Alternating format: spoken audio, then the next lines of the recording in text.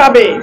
তা আমি বলতে চাই, আমরা এটাকে শুধু এই সন্ত্রাস কার্যকলাপ হিসেবে ধরবো না, আমরা জানি এটা একটা ষড়যন্ত্র। তাই এই ষড়যন্ত্র মোকাবেলার জন্য আমাদের তৈরি থাকতে হবে। আমরা শুধু বক্তব্য দিয়ে শেষ করব না, আমরা এটার প্রতিবাদ করেও শেষ করব না, আমরা জানতে চাইবো তাদের ষড়যন্ত্রের শিকড় কতদূর, সেই শিকড় উপরে ফেলতে হবে।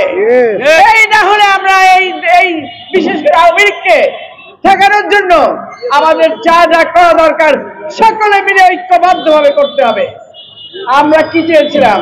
দেশে শান্তি চেয়েছিলাম, সেই কারণে আমরা এই শেখ হাসিনাকে বিদায় করেছিলাম। কিন্তু শেখ হাসিনাকে বিদায় করে আমরা কি পেয়েছি? যারা এসেছে তারাও দুর্নীতি করা শুরু করেছে। এরপর আবার আমরা কি দেখছি? বিভিন্ন ধরনের ষড়যন্ত্র চলছে, পিয়ার এটা সেটা বলে, যাতে করে নির্বাচন না হয়, আরো অরাজকতা সৃষ্টি হয়, এই ধরনের কার্যকলাপ হচ্ছে। তার মানে কি হলো? দেশকে যদি কেউ ভালোবাসে, দেশকে যদি কেউ শান্তি চায়, তাহলে কিন্তু ঐক্যর বিকল্প নাই। তাই আমাদের ঐক্যবদ্ধ হয়ে কাজ করতে হবে।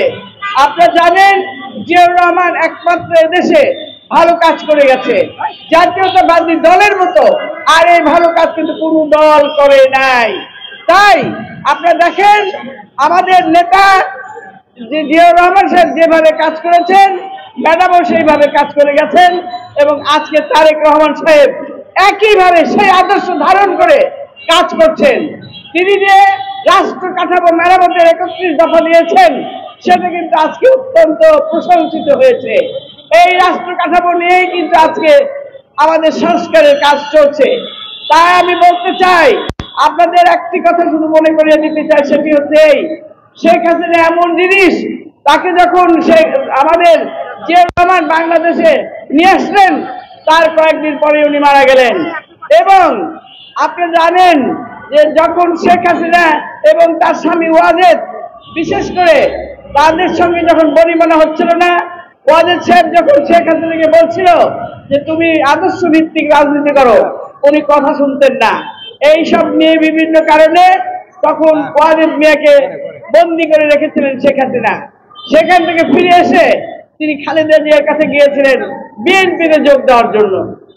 তখন খালেদা জিয়া কিন্তু এটা নিতে পারতেন, কিন্তু উনি নেননি। উনি বুঝিয়ে বলেছিলেন এটা আপনাদের পারিবারিক ব্যাপার, এটা আপনারা এইভাবে না নিয়ে, উনি বুঝিয়ে সুঝিয়ে তাকে পাঠিয়ে দিয়েছিলেন।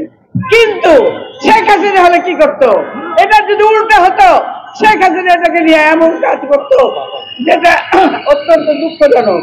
তাই আমি বলতে চাই, আমরা ঐক্যবদ্ধভাবে এসবকে মোকাবেলা করব, এবং আমরা যাতে শান্তি ফিরে আসে সেই ধরনের কাজ করার জন্য আমাদের প্রত্যেককে, শুধু আমরা না, প্রত্যেকটা মেয়েদেরকে বাড়ি বাড়ি পাঠাতে হবে, যাতে করে এসব মোকাবেলা করার জন্য আমাদের সাজেশনগুলো সবাইকে জানিয়ে দিয়ে আমাদের দেশের ঐক্য ধরে রাখার জন্য জাতীয়তাবাদী দলের কাজ করার জন্য সকলকে আহ্বান জানিয়ে